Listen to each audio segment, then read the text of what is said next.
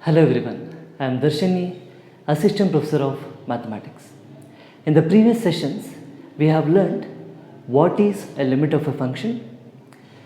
We learned epsilon delta definition of limit of a function, and we learned left hand limit, right hand limit, and we solved some examples. In this session, we are going to learn some of the properties of limits, and we are going to prove some algebra of limits. Let's get it. The first property I am going to discuss here is limit of a function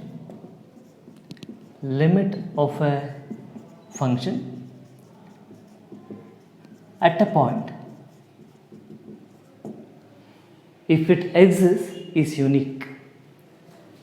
If exists is unique. Let us prove this theorem using contradiction method. Suppose if limit of a function at a point is not unique, at least we should have two limits. Suppose if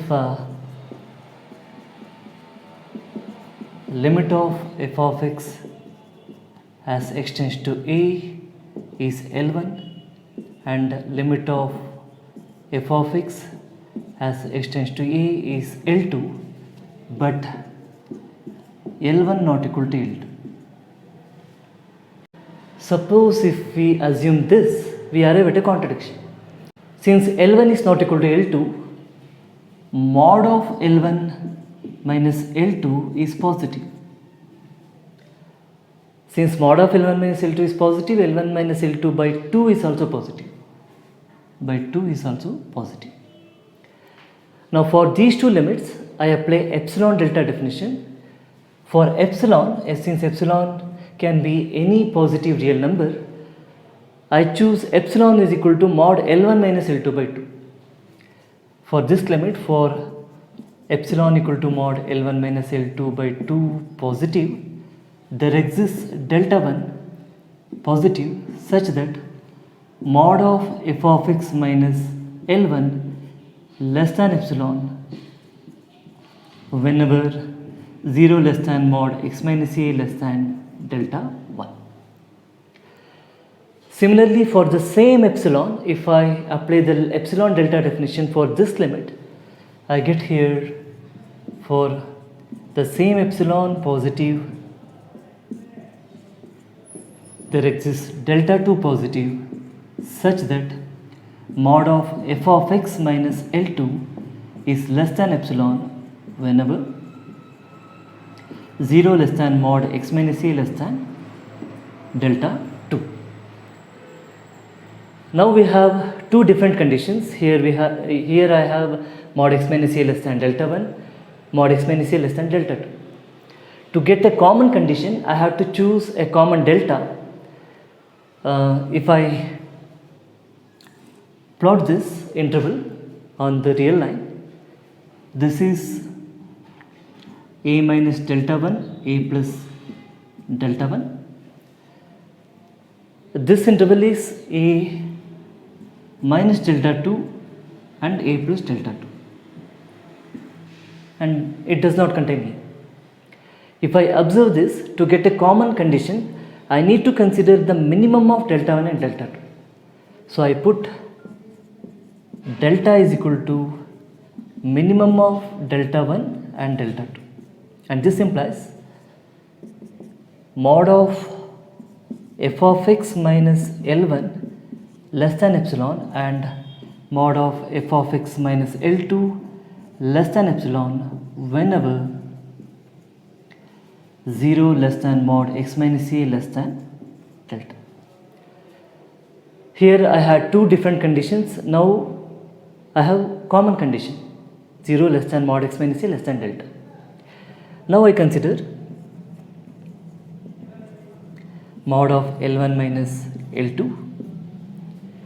If I add and subtract f of x here, this will be equal to L1 minus f of x plus f of x minus L2. Now we shall use the triangle inequality. The triangle inequality is this: mod of z plus w is less than or equal to mod z plus mod w. This I consider as z and this I consider as w. This is less than or equal to mod of f of x minus L1 plus mod of f of x minus L2. Here I have taken f of x minus L1 instead of L1 minus f of x, since mod of L1 minus f of x is same as mod of f of x minus L1. By this condition I have f of x minus L1 less than epsilon and f of x minus L2 is less than epsilon whenever I have this condition. So this is less than epsilon plus epsilon whenever 0 less than mod x minus a less than delta. This is equal to 2 epsilon, but I know that epsilon is mod L1 minus L2 by 2. This is equal to 2 into mod L1 minus L2 by 2, which is equal to mod L1 minus L2. Okay. Whenever this condition is satisfied. I started with mod of L1 minus L2. This mod of L1 minus L2. I ended with less than mod of L1 minus L2. This is less than mod of L1 minus L2, which is a contradiction. Mod of L1 minus L2 cannot be less than mod of L1 minus L2. They are equal, which is a contradiction.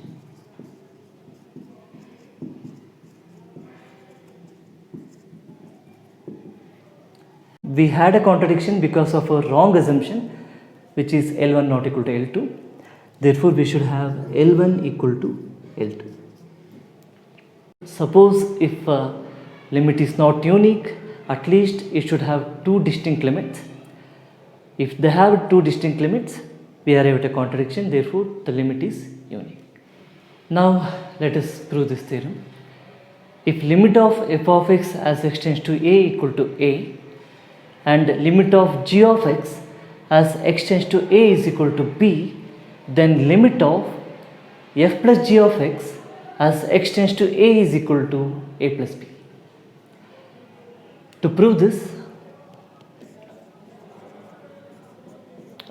first given that limit of f of x as x tends to a is equal to a, I apply the epsilon delta definition for this. I get here for epsilon positive there exists delta 1 positive such that mod of f of x minus a less than epsilon whenever 0 less than mod x minus a less than delta 1.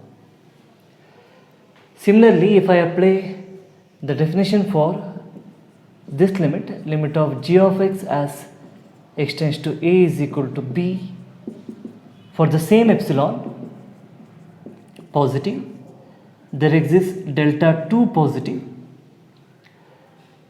The delta depends on epsilon, so we get a different delta for this and this.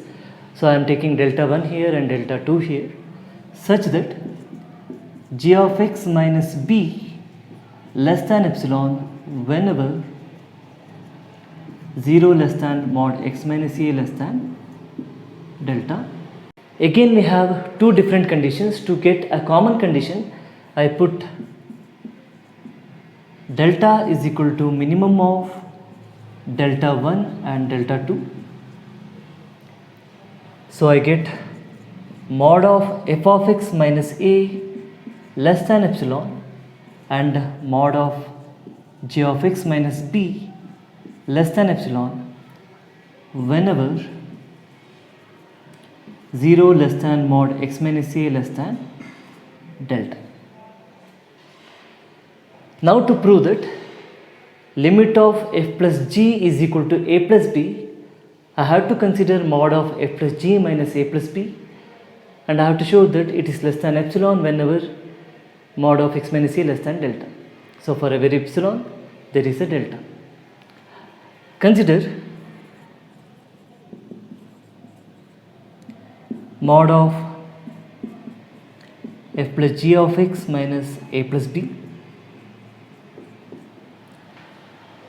This is same as mod of f of x minus a plus g of x minus b. By the triangle inequality, this is less than or equal to mod of f of x minus a plus mod of g of x minus b. Here I have this is less than epsilon and this is less than epsilon. Whenever this condition is satisfied, this is less than epsilon plus epsilon, which is equal to 2 epsilon whenever 0 less than mod x minus a less than delta. I have shown that for every epsilon positive there is delta positive, such that mod of f plus g of x minus a plus b less than 2 epsilon whenever 0 less than mod x minus a less than delta.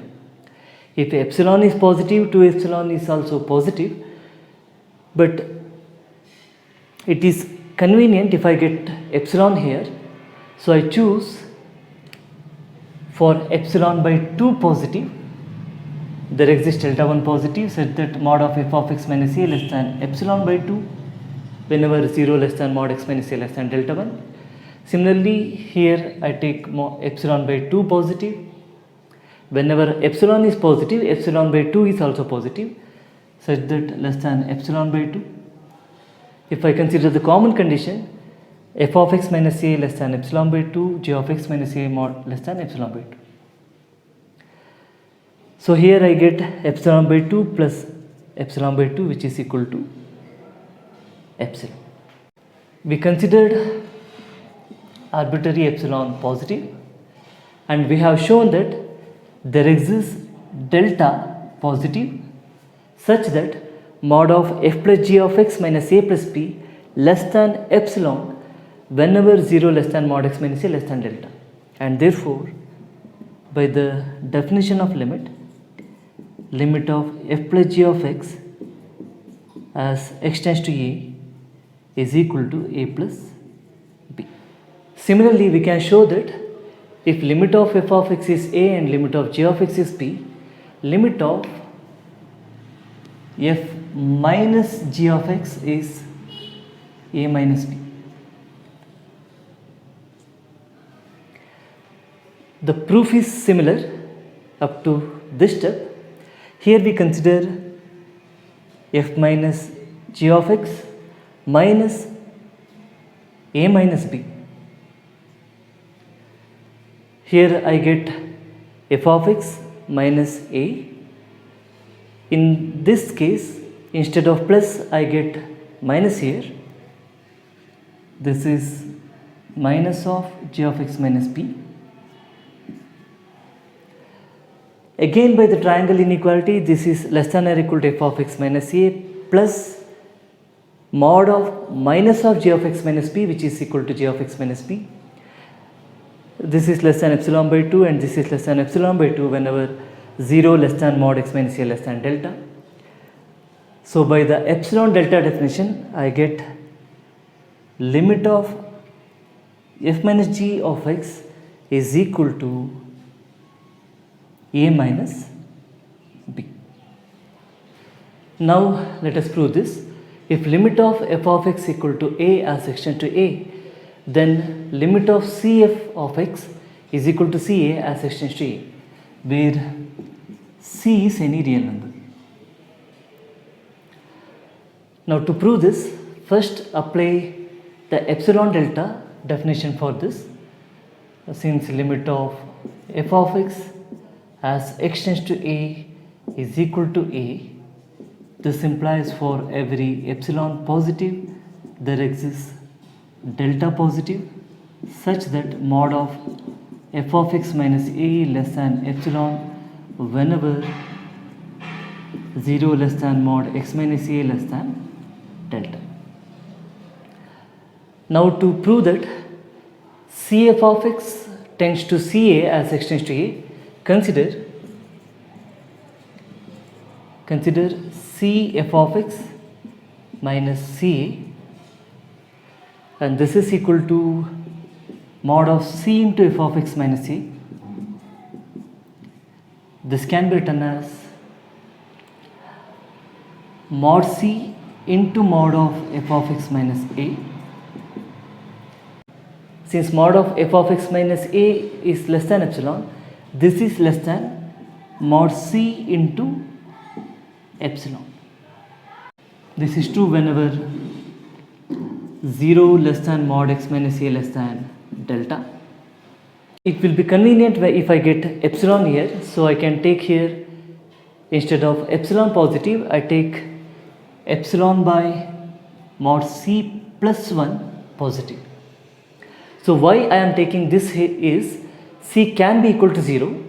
If C is 0, epsilon by mod C is not defined. If I take mod C plus 1, it will be always positive. Epsilon is positive, mod C plus 1 is positive. So C by mod C plus 1 is positive. So I get here epsilon by mod C plus 1.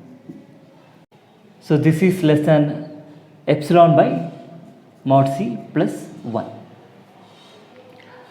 Now mod C is less than mod C plus 1. Since mod C is less than mod C plus 1, mod C by mod C plus 1 is less than 1. This term is less than 1, so I get less than epsilon whenever 0 less than mod x minus A less than delta. I started with epsilon positive. I found a delta positive such that mod of CF of x minus CA less than epsilon whenever 0 less than mod x minus A less than delta.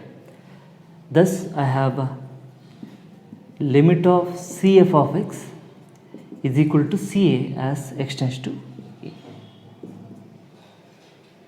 This completes the proof.